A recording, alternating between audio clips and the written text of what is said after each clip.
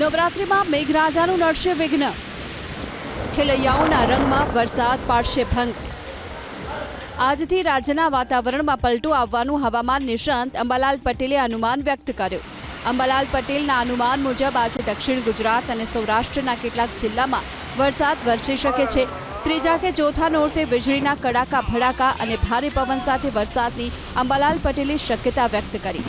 પવનની ગતિ 40 થી 60 કિલોમીટર પ્રતિ કલાકની રહી શકે છે। અંબાલાલ પટેલના અનુમાનથી ખેલૈયાઓની સાથે આયોજકોની ચિંતા પણ વધી।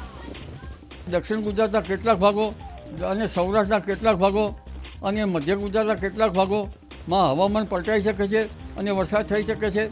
સૌરાષ્ટ્રના કેટલાક ભાગમાં અડધો ઇંચ કે એક ઇંચ જેટલો વરસાદ કોઈ ભાગમાં થઈ શકે છે। દક્ષિણ ગુજરાતમાં પણ થોડો વધુ વરસાદ થઈ શકે છે। મધ્ય ગુજરાતમાં પણ હવામાન પલટાશે। અમદાવાદ ગાંધીનગરનું પણ હવામાન પલટાશે। પવન સાથે કોઈ ભાગમાં વરસાદ થવાની શક્યતા રહેશે। જો કે અંબાલાલ પટેલે એવી પણ શક્યતા વ્યક્ત કરી કે 25 સપ્ટેમ્બરથી રાજ્યના મોટાભાગના વિસ્તારમાં ભારેથી અતિભારે વરસાદ વરસી શકે છે। 27 સપ્ટેમ્બરથી 5 ઓક્ટોબર સુધી રાજ્યના મોટાભાગના વિસ્તારોમાં ભારે વરસાદ વરસી શકે છે।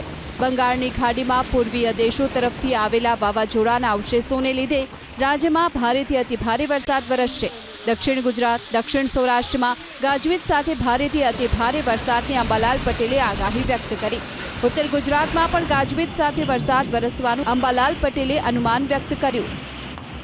હજુ 25 તારીખ સુધીમાં તો રાજ્યના ભિન્ન ભાગોમાં ગાજવીજ સાથે વરસાદ થઈ શકે છે, પરંતુ લગભગ પૂર્વીય દેશોમાંથી આવેલા ટાઇફોનના રિમોન્યુલેશનના કારણે બંગાળ ઉપસાગર વધારે સક્રિય થશે અને આ બંગાળ ઉપસાગરમાં કદાચ લો પ્રેશર કે વેલમાર્ક લો પ્રેશર કે ડીપ ડિપ્રેશન બનવાની શક્યતા રહેશે અને ક્વચિત સાયક્લોન બની શકે તો પહેલી કેટેગરીનું બની શકે, પણ સાયક્લોન બનવાની સંભાવના કંઈક ઓછી ગણાય।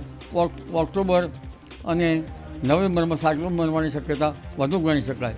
છતાં આ બંગાળ ઉપસાગરની મજબૂત સિસ્ટમના કારણે તારીખ 27-28 સપ્ટેમ્બરથી 5મી ઓક્ટોબર વચ્ચે ગુજરાતમાં ગાજવીજ સાથે ભારે વરસાદ થવાની શક્યતા છે।